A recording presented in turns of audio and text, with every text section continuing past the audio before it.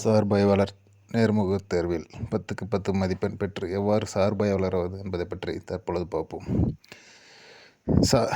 சார்பாய்வாளருக்கான நேர்முகத் தேர்விற்கு செல்லும் ஒவ்வொரு கேண்டிடேட்ஸும், அதாவது ஓப்பன் கேண்டிடேட்ஸ், கண்டிப்பாக formal pant, plain shirt, tie with இன்டெக் வித் ஷூ அணிந்து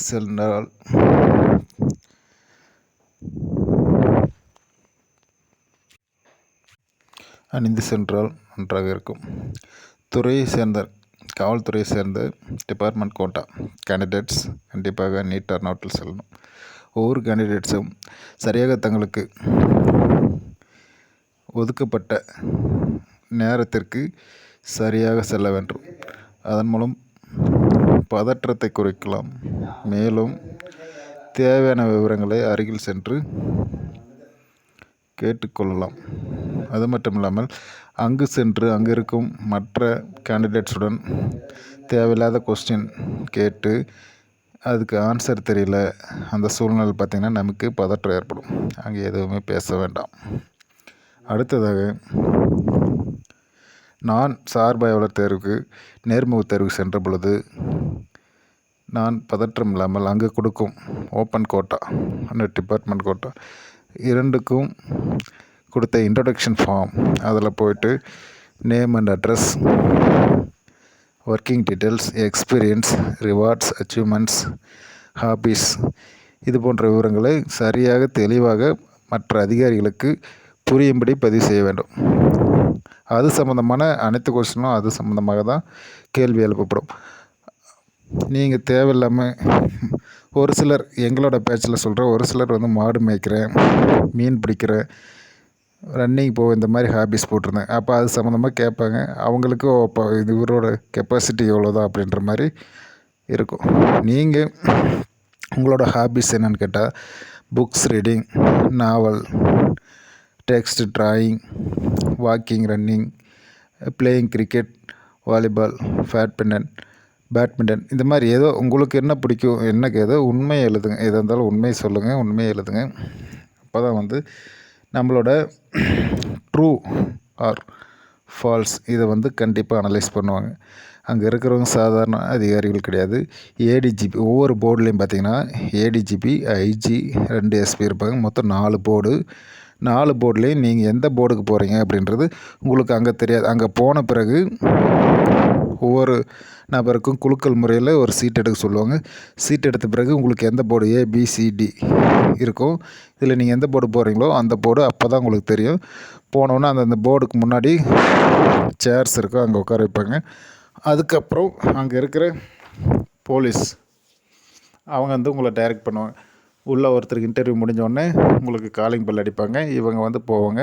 நீங்கள் போலீஸ் டிபார்ட்மெண்ட் சேர்ந்தவங்களாக இருந்தால் நல்லா மார்ச் ஆகி பக்கத்தில் போய் ஹால்ட் ஆகிட்டு லெஃப்ட் திரும்பி சல்யூட் அடிக்கணும்.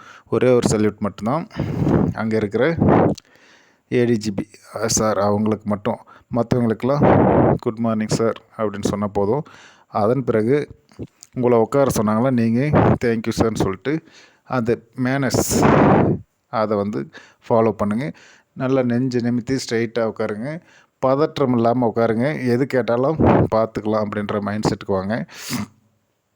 அதுக்கப்புறம் உங்களை இன்ட்ரடியூஸ் பண்ண சொன்னாங்கன்னா ஒரு ஷார்ட்டாக மை நேம் இஸ் ஸோ இந்த மாதிரி இன்ட்ரடியூஸ் பண்ணுங்கள். ஃப்ரம் எந்தெந்த டிஸ்ட்ரிக்ட் இதை மட்டும் சொல்லுங்கள். அதுக்கப்புறம் சொன்ன பிறகு உங்களுக்கு நீங்கள் இப்போ என்ன படிப்பு படிச்சிருக்கீங்க, இப்போ ட்ரிபிள்இ இன்ஜினியரிங், பிஇ இன்ஜினியரிங் படிச்சிருக்கீங்க, மெக்கானிக்கல் இன்ஜினியரிங், சிவில் இன்ஜினியரிங் அல்லது பிஎஸ்சி கம்ப்யூட்டர் சயின்ஸ், என்னென்ன உங்களுக்கு என்னென்ன இதுவோ அது சம்மந்தமான ஸ்கோப், ஒரு டிகிரி முடித்தா என்ன ஸ்கோப் இருக்குது அப்படின்றத தெரிஞ்சு வச்சுக்கோங்க.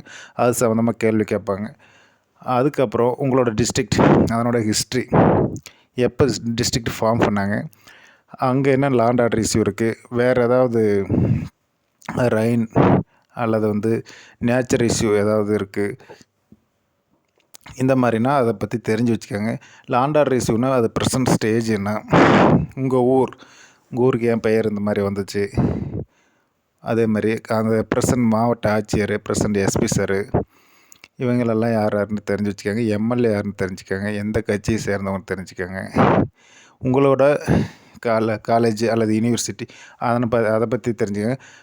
பிஏ எக்கனாமிக்ஸ் அப்படின்னா எக்கனாமிக்ஸ் இப்போ உன்னோட ஜிடிபி என்ன இந்தியாவோடது, ஃபர் கேபிட்டல் இன்கம் தலா வருமானம், அவரோட தலா வருமானம், தனிநபர் தலா வருமானம், இந்த மாதிரி. இப்போ காமர்ஸ்னுங்கன்னா நிப்டி, செபி அதனோட ஃபங்க்ஷன்ஸ் என்ன, பிஸ்னஸ் ஓரியன்டாக, இப்போ மியூச்சுவல் ஃபண்டு, வேறு ஏதாவது Reserve Bank of India, companies act, இந்த மாதிரி பிஸ்னஸ் ரிலேட்டடாக இதெல்லாம் என்னென்ன சொல்லுது இதெல்லாம் தெரிஞ்சு வச்சுக்கோங்க. இது ஈஸியாக இருக்கும் உங்களுக்கு. நீங்கள் சொன்ன உடனே அது சம்மந்தமாக நீங்கள் ஒன்று ஆரம்பிச்சிங்களா அது சம்மந்தமாக தான் இருக்கும். அதுக்கு அடுத்தது லாஸ்ட்டாக நடந்த வேர்ல்டு கப்பை தெரிஞ்சு வச்சுக்கோங்க. இப்போ நடக்கிற ஐபிஎல்லு, நடக்க போகிற ஐபிஎல்லு, இதுக்கு முன்னாடி நடந்த T20, ODI இந்தந்த மேட்ச்சு, ஃபஸ்ட்டு மேட்ச் எங்கே நடந்துச்சு, ஃபைனல் எங்கே நடந்துச்சு, செமிஃபைனல் எங்கே நடந்துச்சு, எந்தெந்த டீமு யார் பார்ட்டிசிபேட் பண்ணால், யார் man of the series, man of the match யார், கேப்டன் யார், வின்னர் யார், ரன்னர் யார், இந்த டீட்டெயிலாம் தெரிஞ்சு வச்சுக்கோங்க. அதே மாதிரி நீங்கள் இன்டர்வியூக்கு போகும்போது மார்னிங் நியூஸ் பேப்பர் கண்டிப்பாக படிச்சுட்டு போங்க.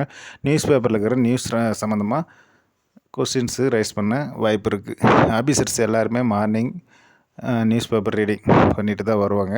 ஒவ்வொரு பேனலுக்கும் மதியம் இருக்கிறவங்க ஈவினிங் இருக்க மாட்டாங்க, ஈவினிங் இருக்கிறவங்க அடுத்த நாள் மார்னிங் அதே சேம் போர்டுக்கு வர மாட்டாங்க, மாறி மாறி தான் வருவாங்க. வேறு ஆஃபீஸர்ஸ் வருவாங்க.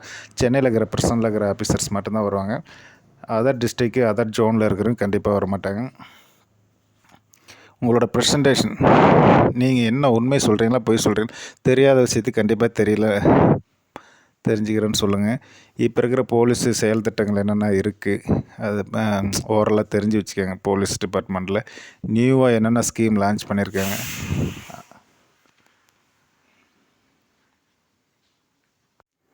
நீங்கள் ப்ரைவேட் டிபார்ட்மெண்ட்டில் ஒர்க் பண்ணுறீங்கன்னா அந்த ஒர்க்கிங் எக்ஸ்பீரியன்ஸ் அங்கே என்ன நீங்கள் அச்சீவ்மெண்ட் பண்ணியிருக்கீங்க, ரிவார்ட்ஸ் என்ன அதை வாங்கியிருக்கீங்க, வேறு ஏதாவது அந்த வேலையை விட்டு எதுக்கு வந்தீங்கன்னா சோஷியல் சர்வீஸ், இந்த மாதிரி ஒரு இன்சிடென்ட் நடக்குதுன்னா நீங்கள் என்ன பண்ணுவீங்க. பப்ளிக்காக இருக்கிறதுனால ப்ரைவேட் பர்சன் நீங்கள் இன்னும் டிபார்ட்மெண்ட்டுக்கு வரலன்னா நீங்கள் எப்படி உங்களோட மைண்ட் செட் இருக்குது அப்படின்றத யோசிப்பாங்க. அதுக்கெல்லாம் இப்படி தான் கரெக்டு. அதிகபட்சம் உங்களுக்கு இன்டர்வியூ பார்த்திங்கன்னா 5 நிமிஷம் to 6 நிமிஷம் இந்த மாதிரி தான் நடக்கும். யார் உங்கள்கிட்ட கேள்வி கேட்குறாங்களோ அவங்கள பார்த்து நேராக அவங்கள ஃபேஸ் டு ஃபேஸ் பார்த்து நேராக பதில் சொல்லுங்கள்.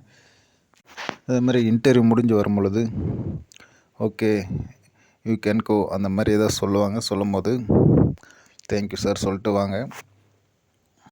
இது பேசிக் தான். நீங்கள் உங்களோட ஊரில் என்னென்ன இருக்குது, இப்போ ஒரு கோவில் பழனி இருக்குன்னா அது எத்தனாவது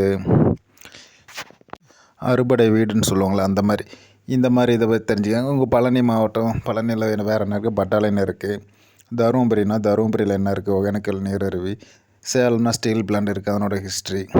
ஒவ்வொரு மாவட்டத்துக்கும் ஒவ்வொரு சிறப்பு இருக்கும் கண்டிப்பாக. அது பெயர் காரணமாக சிறப்பு இதெல்லாம் தெரிஞ்சு இந்த ஓப்பன் கோட்டா இந்த கேண்டிடேட்ஸுக்கு கண்டிப்பாக இது சம்மந்தமாக தான் கொஸ்டின் வரும். வேறு எங்கேயும் அவுட் ஆஃப் சிலபஸ் அந்த மாதிரிலாம் எதுவும் கேட்க மாட்டாங்க. நீங்கள் கண்டிப்பாக போயிட்டு நீட்டாக ட்ரெஸ் பண்ணுங்கள், நீட்டாக போய் பதில் சொல்லுங்கள். தெரியலன்னு சொல்லுங்கள். இந்த மாதிரி நீங்கள் சொல்லும் பொழுது உங்கள்கிட்ட இருக்கிற அப்பியரன்ஸ் தான் பார்ப்பாங்க. நீங்கள் பதில் உங்கள்கிட்ட எதிர்பார்க்க மாட்டாங்க. தெரியலனாலும் அடுத்து அவங்களே உங்களுக்கு ஈஸியான ஏதாவது கேட்பாங்க, உங்களை பற்றி சொல்லுங்கள். இந்த மாதிரி சொல்லி உங்களை மைண்டு ஃப்ரீ பண்ணி அவங்களோட இதுக்கு கொண்டு வரும், கன்வீனியன்ட்டுக்கு. இந்த மாதிரி தான் இருக்கும். கண்டிப்பாக நீங்கள் நினைக்கிற சார்பாய்வாளரை 10க்கு 10 எடுத்து இது பண்ணுங்கள். சார்பாய்வாளராகிறதுக்கு வாழ்த்துக்கள். நான் கண்டிப்பாக 10க்கு 10 எடுத்து என்னோடய ஸ்க்ரீன்ஷாட்டை நான் அதுக்கப்புறம் அப்டேட் பண்ணுறேன். எனக்கு நார்மலாக தான் இருந்துச்சு. ஆனால் எனக்கு 27 நிமிஷம் இன்டர்வியூ நடந்தது.